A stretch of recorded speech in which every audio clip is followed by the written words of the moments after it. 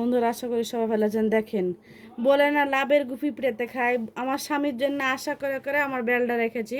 যে দেখেন কি সুন্দর বেলটা, এত বড় বেল, পাকে একদম ভুতনি ভুতনি হয়ে গেছে। তো মনটা অনেক খারাপই হলো, বেলটা অনেক শখ করে এক জায়গা থেকে নিয়ে আসলাম। তারপরেও অনেকটা খারাপ লাগছে যে বেলটা নষ্ট হয়ে গেছে।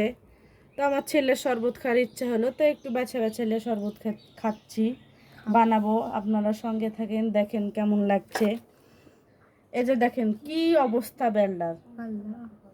আল্লাহ, সত্যি বলে যে লাভের গুপি পিঁড়াতে খায়, আশা করলে বাসা বান্ধায় ফাঁকা হয়ে যায়। তো মনটা অনেক খারাপ, আর এটাই বাস্তবতা যে লাভের গুপি পিঁড়াতে খাই। যার জন্যে করি চুরি সেই বলে চোর।